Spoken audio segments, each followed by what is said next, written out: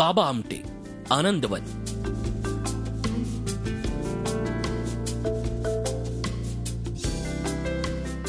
Doctor Prakash Amte, Hemalkasa.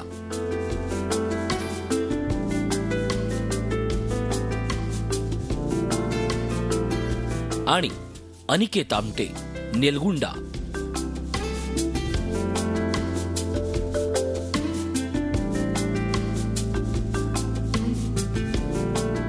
आमटेंची तिसरी पिढी. बाबा जेव्हा वरोऱ्यामध्ये आले तेव्हा तो भाग दुर्गम होता. आनंदवन मधून बाहेर पडलेले डॉक्टर प्रकाश आमटे हेमलकसाला आले. ते त्यापेक्षा जास्त दुर्गम.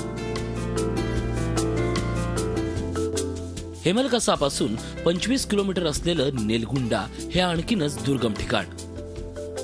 डॉक्टर प्रकाश आमटेंचे चिरंजीव अनिकेत आणि सून समीक्षा यांनी इथे एक शाळा सुरू केली आहे. बाबांनी आखलेला मार्ग अधिक प्रशस्त करत आमटेंची तिसरी पिढी मार्गस्थ झाली आहे.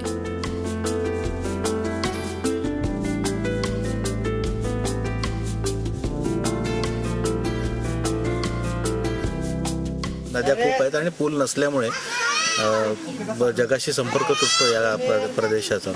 त्यामुळे लोकाग्रहास्तव आम्ही शाळा सुरू केली. लोकांनी खूप रिक्वेस्ट केली, विनंत्या केल्या की आम्हाला इथे एक शाळा सुरू करा, आमच्यासाठी दवाखाना सुरू करा.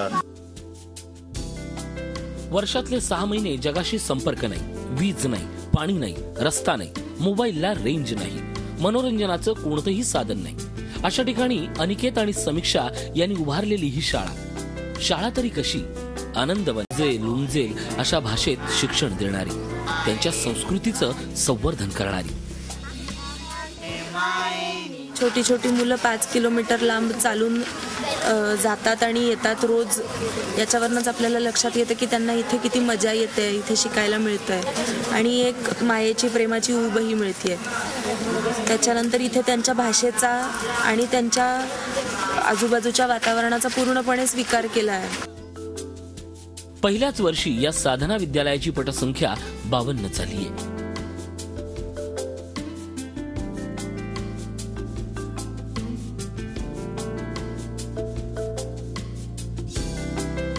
पाच किलोमीटरची पायपीट करून एकही दिवस दांडी न मारता शाळा विद्यार्थ्यांसाठी एक समृद्ध अनुभव ठरतोय.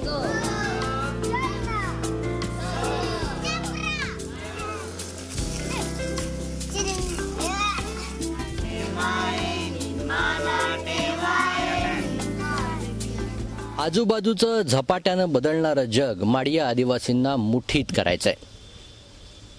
समीक्षा आणि अनिकेत ही आमटे कुटुंबाची पुढची पिढी. त्यांना हा गोवर्धन पेलेल यात शंका नाही, कारण आमटे कुटुंबाला मिळालंय ते असंच समाजसेवेचं बाळकडू. आशिष अंबाडे, झी मीडिया, नेलगुंडा, गडचिरोली. झी 24 तास रहा एक पाऊल पुढे.